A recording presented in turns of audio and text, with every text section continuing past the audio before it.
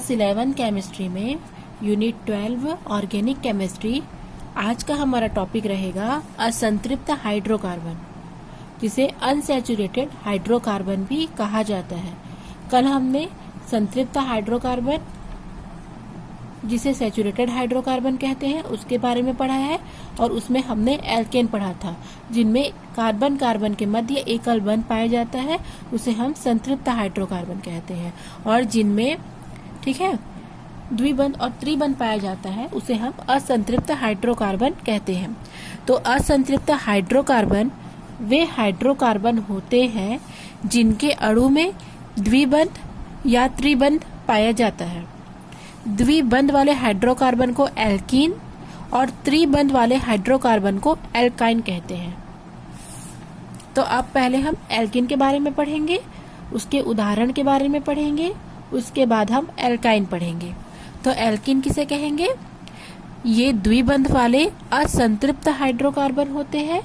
इनमें कार्बन परमाणु के मध्य सहसंयोजी द्विबंध पाया जाता है।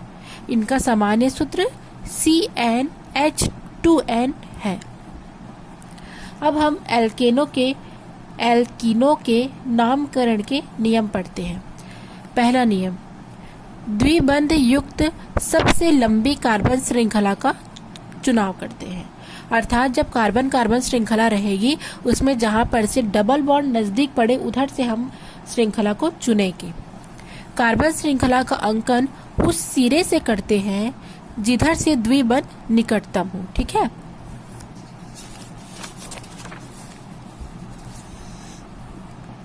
तीसरा है, संगत एल्केन के नाम के अनुलग्न एन के स्थान पर हम अब इन लगाएंगे, क्योंकि एल्कीन है तो नाम से स्पष्ट है एल्कीन, तो नाम के अंत में इन लगाएंगे। द्विबंध की स्थिति को उस कार्बन परमाणु के क्रमांक से दर्शाते हैं जिसमें द्विबंध पहले आता है। ठीक है। अर्थात हम कार्बन परमाणु का जो क्रम देंगे, ठीक है, वो वहां से स्टार्ट करेंगे क्रम देना या नंबरिंग करना जहां से द्विबंध पहले आता हो। इसी प्रकार श्रृंखला से जुड़े एल्किल समूहों को भी उस कार्बन की संख्या से दर्शाते हैं जिससे वह जुड़ा होता है। ठीक है। अर्थात कोई भी श्रृंखला, ठीक है, जैसे एल्किल समूह जुड़ा होगा तो वो जिस नंबर पर जुड़ा होगा उस नंबर को भी हमको दर्शाना पड़ेगा। एग्जाम्पल हम देखते हैं ताकि आप लोगों को क्लियर हो जाए। सबसे पहले हमको श्रृंखला का चयन करना है, तो इसमें तो दो ही है, तो इसका सामान्य नाम हो जाएगा। दो प्रकार से नाम होते हैं इसमें। सामान्य नाम एथिलीन हो जाएगा और IUPAC नाम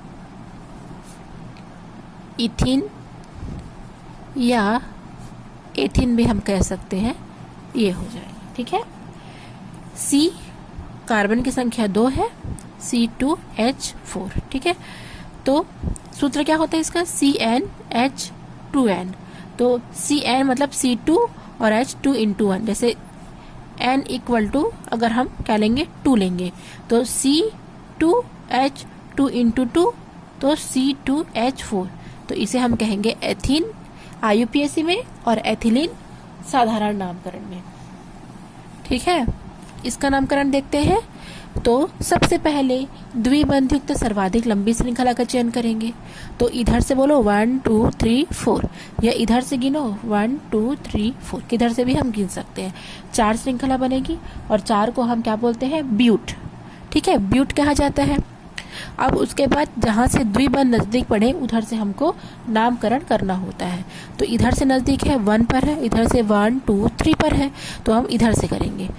तो 1 2 3 4।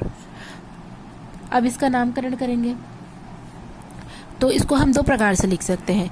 या तो हम 1 ब्यूट अनुलग्न आएगा इन, क्योंकि एल्कीन है तो नाम के अंत में इन लगाएंगे, तो ब्यूटीन। ठीक है। इस तरीके से भी लिख सकते हैं। 1 पर लगा है डबल बॉन्ड तो 1 ब्यूटीन। या इसको इस प्रकार से भी लिख सकते हैं, पहले 4 को हम बोलेंगे ब्यूट, 1 पर लगा है डबल बॉन्ड इसलिए 1, और एल्कीन है तो इन।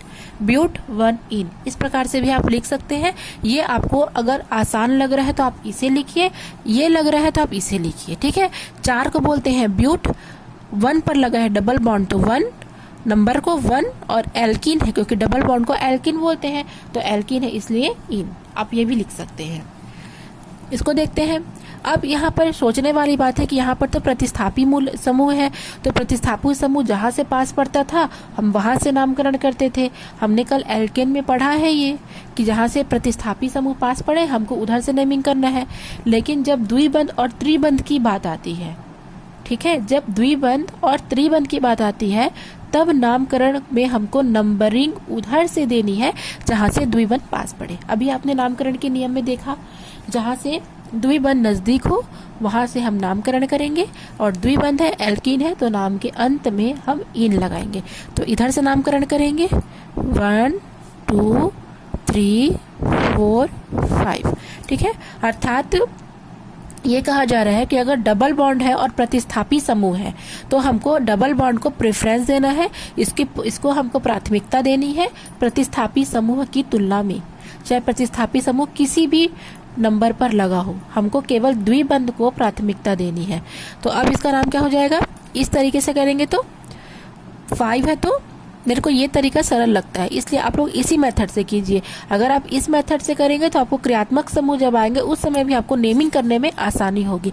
अगर आप इस तरीके से करेंगे तो आगे जब आपको दिक्कत आएंगी जब क्रियात्मक समूह का हम नामकरण करना सीखेंगे तो इस तरीके से मैं आपको नामकरण करना सिखा रही हूँ, क्योंकि ये आगे आपके क्रियात्मक समूह में भी आपको ये तरीका काम आएगा।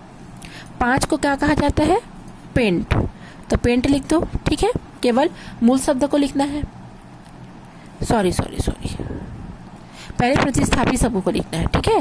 प्रतिस्थापी समूह को तो 3 मेथिल, 3 पर लगा है मेथिल तो 3 मेथिल। अब 5 को बोलेंगे हम पेंट, ठीक है। 3 मेथिल पेंट, 1 पर लगा है डबल बॉन्ड तो 1 इन। इस प्रकार से 3 मेथिल पेंट 1 इन, इस प्रकार से नामकरण करने हैं।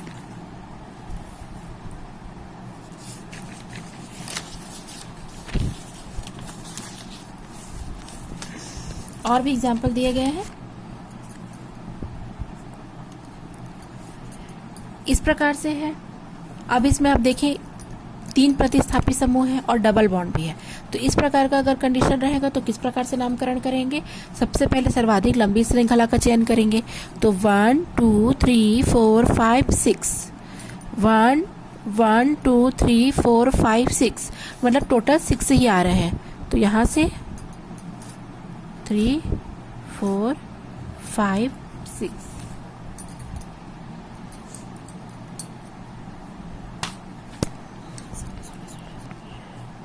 इस प्रकार से हो गया। अब क्या करेंगे,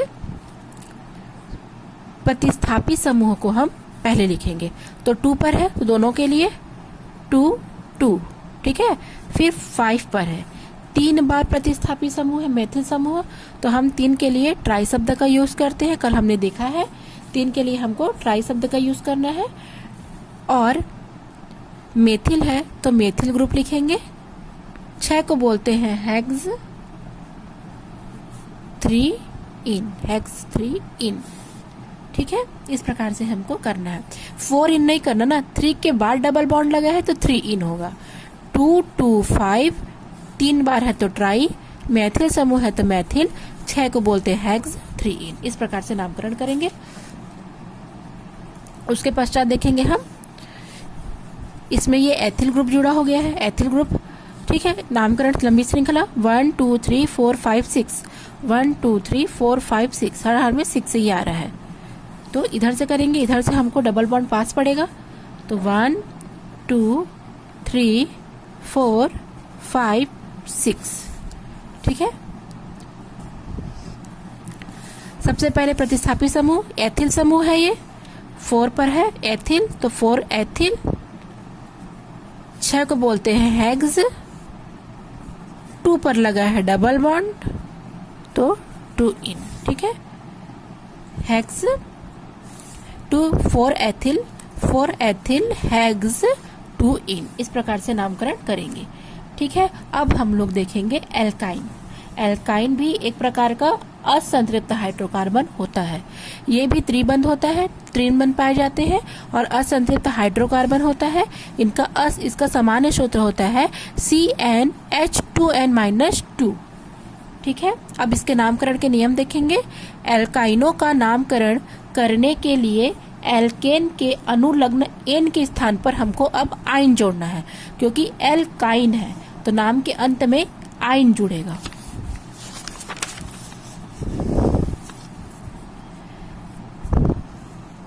त्रिबंध की स्थिति को दर्शाने के लिए अणु में उपस्थित कार्बन परमाणुओं 1, 2, 3, 4 आदि अंकों के द्वारा इसे हम दर्शाते हैं, अर्थात नंबरिंग करते हैं। कार्बन परमाणुओं की गिनती उस सिरे से की जाती है जिसमें त्रिबंध की स्थिति दर्शाने वाले कार्बन परमाणुओं के कम से कम अंक प्राप्त हो। इसमें भी जहां से त्रिबंध पास पड़े, त्रिबंध नजदीक पड़े, वहां से हमको नंबरिंग करना पड़ेगा। एग्जाम्पल देखते हैं। ये आप देख रहे हैं CH, ट्रिपल बॉन्ड CH, तो इसमें तो 1 है और 2 है। 2 को क्या बोलते हैं हम? एथेन बोलते हैं। तो यहाँ पर क्या हो जाएगा? सामान्य नाम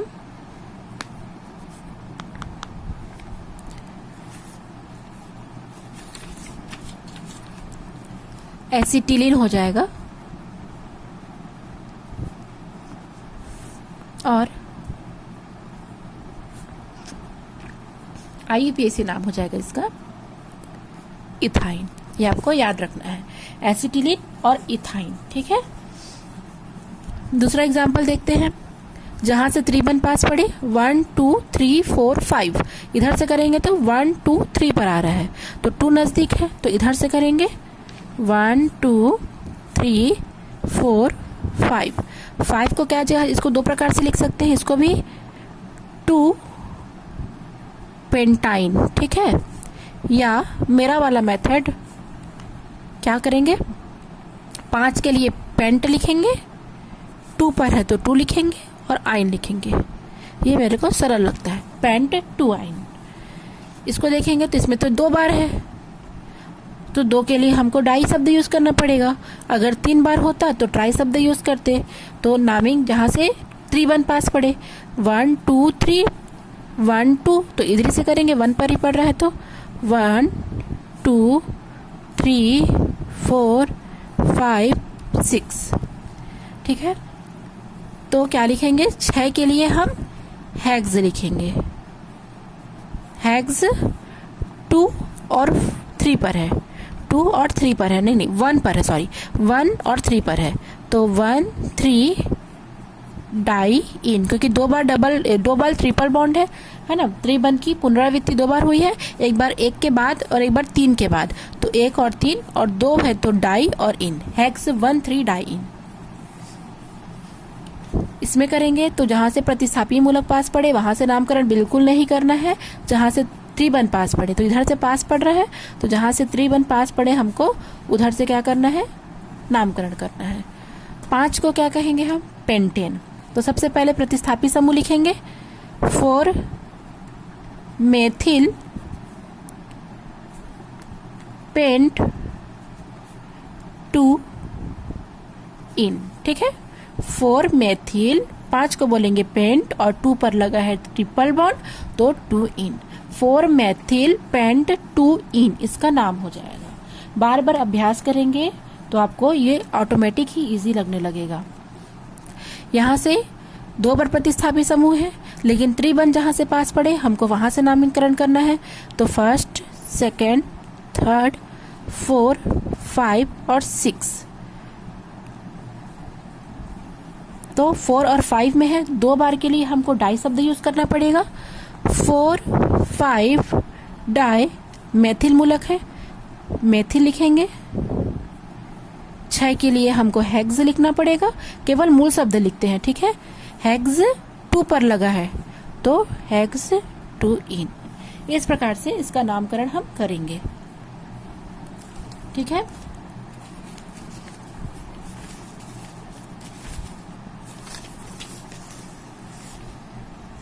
अब हमको बंध रेखीय संकेतन पढ़ना है।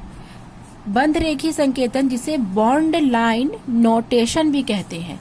किस लिए इसका उपयोग करते हैं? युक्ति सूत्र को और अधिक सरल करके लिखने के लिए हम रेखीय संकेतन का उपयोग करते हैं। इनमें कार्बन और उसके साथ जो हाइड्रोजन जुड़े होते हैं उनको नहीं लिखा जाता है, केवल संकेत के रूप में दर्शाया जाता है। लेकिन अगर परमाणु है, उनमें अगर क्रियात्मक समूह जुड़े हैं तो उन्हें हम दर्शा सकते हैं। तो इस प्रकार से संकेत के द्वारा उसे हम शो करते हैं। इसमें कार्बन और हाइड्रोजन को यहाँ पर शो नहीं करते हैं। ठीक है, तो यहाँ पर हम कार्बन मान लेते हैं, ये कार्बन है, तो इसका नाम क्या हो जाएगा? 1 2 3 4। और यहाँ पर क्या है? मेथिल मूलक है, तो इसका नामकरण क्या करेंगे? 1 इस प्रकार से करेंगे, 1 2 3 4। 2 पर है तो 2 मेथिल, 4 को बोलते हैं ब्यूटेन। ठीक है, क्योंकि यहाँ पर एकल बंध है। इसका नामकरण कैसे करेंगे? जिधर से प्रतिस्थापी मूलक पास पड़े इसको हम इस प्रकार से भी तोड़ सकते हैं। अगर ये आप लोग को कठिन लग रहा है तो इसको इस प्रकार से तोड़ेंगे, C ये प्रतिस्थापी मूलक, C C C। तो कार्बन की संख्या 1 2 3 4 5। 5 को बोलते हैं हम पेंटेन, क्योंकि सब में एकल बंध है। तो जिधर से प्रतिस्थापी समूह पास पड़ेगा उधर से नामकरण करेंगे। तो 1 2 3 4 5, तो नाम हो जाएगा इसका 2 मेथिल पेंटेन। ठीक है, क्योंकि इसमें सिंगल बॉन्ड है। यहाँ आप देख रहे हैं इसमें द्विबंध है, तो इसे अगर हम तोड़ेंगे तो कार्बन ये हो जाएगा। ठीक है, इस प्रकार से आप तोड़ सकते हैं। तो 1 2 3 4। 4 को बोलते हैं ब्यूटेन, चूंकि यहाँ पर डबल बॉन्ड है तो नाम हो जाएगा 2 ब्यूटीन या ब्यूट 2 इन। इस प्रकार से इसका नाम हो जाएगा। यहाँ पर 1 2 3 4 5 6 7 और 3 पोजीशन पर ट्रिपल बॉन्ड लगा है, तो इसका नाम हो जाएगा 3 हेप्टाइन या हेप्ट 3 आइन। इस प्रकार से भी हम इसको लिख सकते हैं। तो इस प्रकार से अगर क्वेश्चन आता है आईयूपीएसी से नामकरण करने के, तो आपको कंफ्यूज नहीं होना है। इस प्रकार से आपको नामकरण कर दिखाना है। उसके बाद हम पढ़ेंगे साइक्लो एल्केन। साइक्लो एल्केन किसे कहेंगे? साइक्लो शब्द अगर यूज करेगा तो अर्थात एक साइकिल बनाना पड़ेगा। ठीक है, इसमें कोई बंद प्रकार की संरचना नहीं होगी, लेकिन साइकिल के थ्रू उसको हमको शो करना पड़ेगा। चक्र के समान इसमें संरचना बनाई जाएगी। ये चक्रीय किंतु संतृप्त हाइड्रोकार्बन होते हैं। इनका भी सामान्य सूत्र CnH2n होता है। यह आवश्यक नहीं है कि समस्त कार्बन परमाणु चक्रीय रिंग में लगे हों, लेकिन कुछ कार्बन परमाणु पार्श्व श्रृंखला में भी हो सकते हैं। यदि पार्श्व श्रृंखलाएं बड़ी है तो चक्रीय भाग को हम समूह के रूप में मान सकते हैं। अर्थात साइकिल है तो जरूरी नहीं है कि वो चक्र के रूप में हो, चक्र के समान संरचना बना सकते हैं। जैसे यहाँ पर आप एग्जाम्पल देख लेते हैं। यहाँ पर 1 2 3 4 5 6, ये 6 जो है, क्योंकि इसमें कार्बन परमाणु की जो श्रृंखला है वो बड़ी है, तो बड़ी होने के कारण एक चक्र बना रहे हैं। ठीक है, जो कि लगभग बेंजीन के समान ही है, लेकिन बेंजीन नहीं है, क्योंकि इसमें बीच में मध्य में बेंजीन रिंग का अभाव है। तो इसका नाम हो जाएगा हेक्सेन, क्योंकि 6 को बोलते हैं 1 2 3 4 5 6। 6 के लिए हम हेक्सेन यूज करते हैं। यहाँ पर साइक्लो एल्केन है, इस यहाँ पर साइक्लो शब्द को हमको पहले जोड़ना पड़ेगा। साइक्लो एक तरीके से पूर्व लग्न है, जिसको हमको मूल शब्द के पहले रखना पड़ेगा। तो साइक्लो हेक्सेन। यहाँ पर 1 2 3 4 5, 5 को बोलते हैं हम पेंटेन। ठीक है, चूंकि यहाँ साइकिल टाइप का चक्र निर्माण हो रहा है रिंग के समान, तो इसमें साइक्लो यूज करेंगे। और यहाँ से अगर नेमिंग करेंगे तो 1 2 3 4 5, 2 पर मेथिल है। ठीक है, तो 2 मेथिल साइक्लोपेंटेन भी लिख सकते हैं। 2 पर मेथिल है तो 2 मेथिल और साइक्लो और पेंटेन। यहाँ पर आप सीधा देख रहे हैं 1 2 3 है तो साइक्लोप्रोपेन, साइक्लोब्यूटेन, अर्थात साइकिल के समान जो रचना बन रही है उसको साइक्लोब्यूटेन। अगर इस प्रकार से संरचना बनेगी, इस प्रकार से डबल बॉन्ड, ठीक है, तो ये हो जाएगा साइक्लो, तो सामने में लगाना ही है, डबल बॉन्ड है इसलिए ब्यूटीन। ट्रिपल बॉन्ड रहेगा तो ब्यूटाइन, साइक्लोब्यूटाइन। अब हमको साइक्लोएल्किन पढ़ना है, ठीक है। इसका सूत्र होता है CnH2n-2 से न केवल एल्काइन बल्कि साइक्लोएल्किन भी प्रदर्शित होते हैं, ठीक है। ये एल्काइन का सूत्र है, तो ये साइक्लोएल्किन के लिए भी इसी सूत्र का हम उपयोग करेंगे। तो आप देख सकते हैं जैसे मैंने बताया डबल बॉन्ड है तो साइक्लोब्यूटिन, यहाँ 1 2 3 4 5, ठीक है, 1 2 3 4 और 5। 3 पर लगा है मेथिल, 3 मेथिल साइक्लोपेंट 1 2 3 4 5 होगा, सॉरी ये 1 होगा, 2 होगा, 3 4 5, तो 5 होगा, ठीक है। 5 मेथिल साइक्लोपेंट 1 इन, क्योंकि जहां से डबल बॉन्ड पास पड़े हमको वहां से नामकरण करना है, ठीक है। तो थोड़ा मिस्टेक हो गया था, 1 पर आएगा इन। पॉलीन क्या होता है?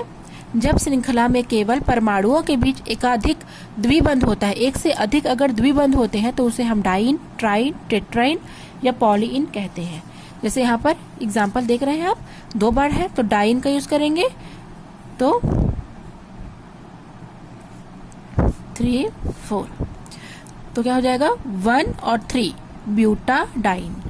उसी प्रकार यहाँ आप देख लेते हैं 1 2 3 4, क्या हो जाएगा यहाँ पर ये 1 1 और 2 1 2 दोनों पर लगा है ब्यूटाडाइन, है ना। अच्छा, 2 के लिए डाइन, 3 के लिए ट्राइन, इस प्रकार से हमको इसको यूज करना होता है। एक अंतिम है पॉलीआइन, आइन यूज करेंगे, ठीक है। जब श्रृंखला में कार्बन परमाणुओं के बीच एकाधिक त्रिबंध हो तो उसे हम डाइन, ट्राइन, पॉलीआइन इतना कहते हैं। जैसे यहाँ पर है तो 1 2 3 4 5, तो 1 पर है और 4 पर है, तो 1 4 पेंटा डाई आइन, जहां पर आइन का यूज करेंगे, ठीक है। आज का क्लास यहीं खत्म होता है। Thanks for watching.